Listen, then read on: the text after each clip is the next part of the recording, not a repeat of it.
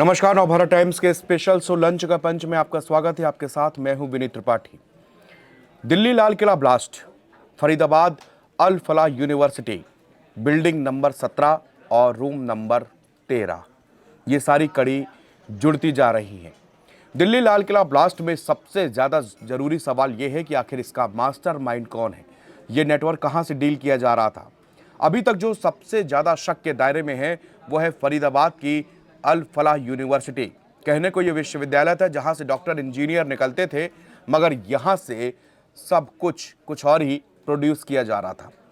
फरीदाबाद में जिस आतंकी मॉड्यूल का भंडाफोड़ हुआ, वो वहां के तार भी इसी यूनिवर्सिटी से लगातार जुड़ते जा रहे हैं। वहीं से एजेंसियों ने आतंकी मुजम्मिल शकील को गिरफ्तार किया, जो कि यहां पर प्रोफेसर के तौर पर तैनात है।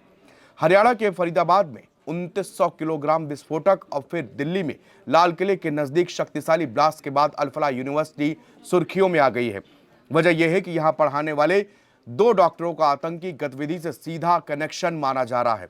इसमें पहला नाम मुजम्मिल शकील का है, जिसके कमरे से बड़े पैमाने पर जम्मू कश्मीर पुलिस ने विस्फोटक बरामद किया, और दूसरा नाम उमर नबी मोहम्मद का, जिस दिल्ली ब्लास्ट का जिसे संदिग्ध माना जा रहा है। हरियाणा के फरीदाबाद में स्थित अल फलाह विश्वविद्यालय की शुरुआत 1997 में एक इंजीनियरिंग कॉलेज के रूप में हुई।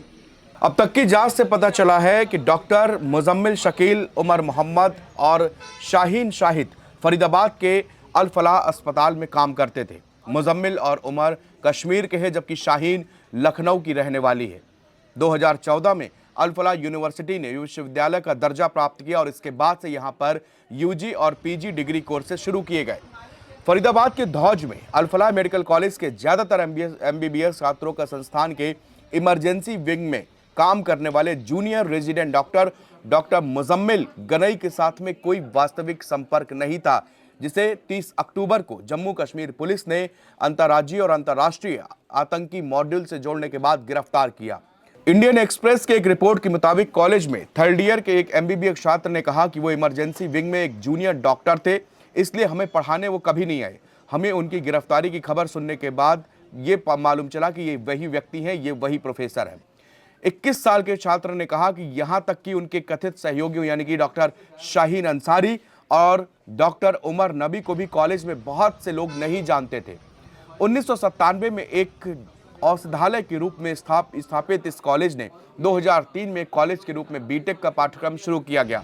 2014 में यूनिवर्सिटी का दर्जा मिलने के बाद इन्होंने यूजी और पीजी डिग्री के पाठ्यक्रम शुरू किए। 2019 में इसने यूजी मेडिकल कक्षाएं भी शुरू की और 2 साल पहले इसने पीजी मेडिकल कक्षाएं भी शुरू की। इसे एनएएसी से ए ग्रेड मान्यता भी प्राप्त है। एमबीबीएस थर्ड ईयर के एक स्टूडेंट ने कहा कि उसने उमर को लगभग 10 दिन पहले देखा था, जब वो एक क्लास में पढ़ाने के लिए आया। 22 साल के एक और स्टूडेंट ने कहा कि टीचर के रूप में वो ठीक था, लेकिन ज़्यादातर अपने आप में ही रहता था, वो किसी से बातचीत नहीं करता था। उसने कहा कि मुजम्मिल शायद ही कभी कक्षाएं देता हो, लेकिन शाहिद लगातार क्लासेस लेती थी। वो हमारी एमडी फार्माकोलॉजी थी।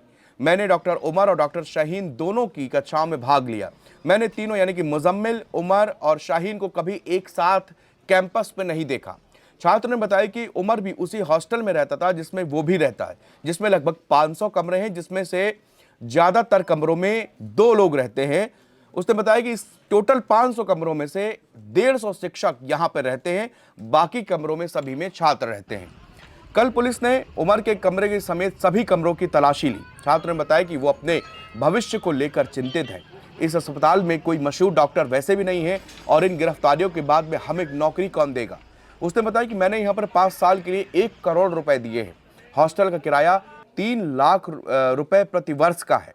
दिल्ली के लाल किला ब्लास्ट की जांच में पता चला है कि जैश ए मोहम्मद और अंसार गजवत उल हिंद के बड़े पैमाने पर खूनी खेल की साजिश थी। फरीदाबाद में 2900 किलो विस्फोटक और हथियारों के जखीरे की बरामदगी ने बड़े खतरे को टाल दिया है। सुरक्षा एजेंसियों ने यह कार्रवाई कश्मीरी डॉक्टर मुजम्मिल शकील की गिरफ्तारी के बाद की। इसके बाद फरीदाबाद के अल फलाह यूनिवर्सिटी भी अचानक से चर्चा में आई। यहां भी इन्वेस्टिगेशन लगातार शुरू हुई। इसी से मुजम्मिल ने मेडिकल स्टूडेंट्स को यहीं पर वो पढ़ाता, तो इसके साथ साथ दोनों साथियों के लिंक भी इसी यूनिवर्सिटी से जुड़े। सुरक्षा एजेंसियां अब ये जांच कर रही हैं कि क्या मुजम्मिल की अल फलाह यूनिवर्सिटी की लैब का इस्तेमाल कहीं आरडीएक्स बनाने के लिए तो नहीं किया जाता था। देश भर में 4 डॉक्टरों की गिरफ्तारी से पता चला कि आतंकी संगठन जैश ए मोहम्मद और अंसार गजवत अल हिंद ने आतंक का ये नया मॉड्यूल तैयार किया था।